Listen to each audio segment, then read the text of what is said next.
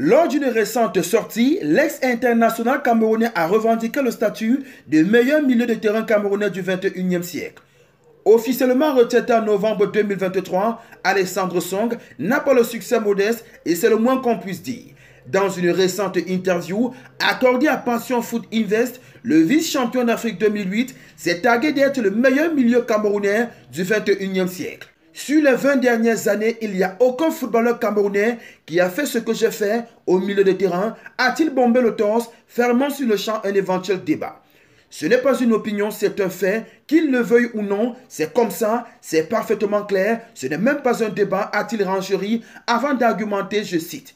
Si je suis parmi les 3 derniers au Ballon d'Or africain en 2012, ça veut tout dire. Je ne l'ai pas volé. Premier, Yaya Touré. Deuxième, Didier Drogba. Troisième, Alexandre Song. Et je ne parle pas de l'équipe nationale, mais de ma carrière. C'est pour ça que je dis que de 2000 à 2024, je ne vois aucun milieu camerounais qui a fait mieux que moi. Fin de citation. Des propos un brin mégalomane, susceptibles d'attiser des grincements de dents, d'autant plus que Stéphane Biard, double vainqueur de l'Europa League en tant que titulaire avec le FC Séville, champion de France avec l'Olympique de Marseille et vice-champion d'Afrique 2008, pourrait amplement lui tenir la dragée haute et pas que.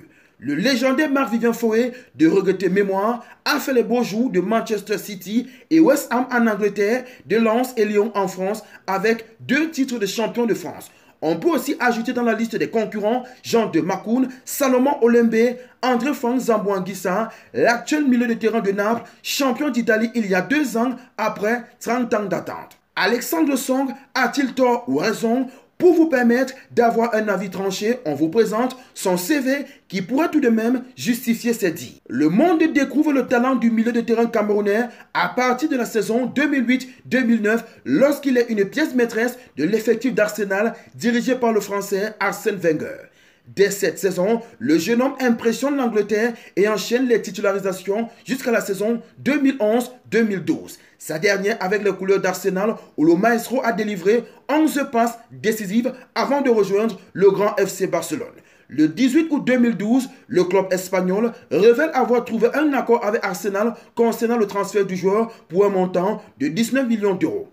Le 20 août 2012, Alexandre Song signe un contrat de 5 ans avec le Barça qui fixe sa clause libératoire à 80 millions d'euros. Il devient donc le 2e Camerounais à signer au FC Barcelone après Samuel Eto'o. Après 2 saisons mi-figue, mi-raisin, durant lesquelles il remporte la Liga et la Super Coupe d'Espagne, Song revient en Angleterre et porte les couleurs de West Ham pendant 2 saisons. Le retour en Angleterre en prêt ne se passe pas très bien à cause des multiples blessures et la suite de sa carrière sera moins glorieuse. Plus de 15 ans de haut niveau avec plus de 200 matchs dans l'un des plus grands clubs du monde, Arsenal, un passage au FC Barcelone sur le podium du Ballon d'Or africain 2012, Alexandre Song a un CV qui accompagne ses dires, mais le débat est toutefois ouvert concernant son statut de meilleur milieu de terrain camerounais du 21e siècle, ne lui en déplaise. On n'oublie pas la devise, likez, commentez, partagez et abonnez-vous pour les nouveaux. On Sport TV, la chaîne référence de l'actualité sportive africaine.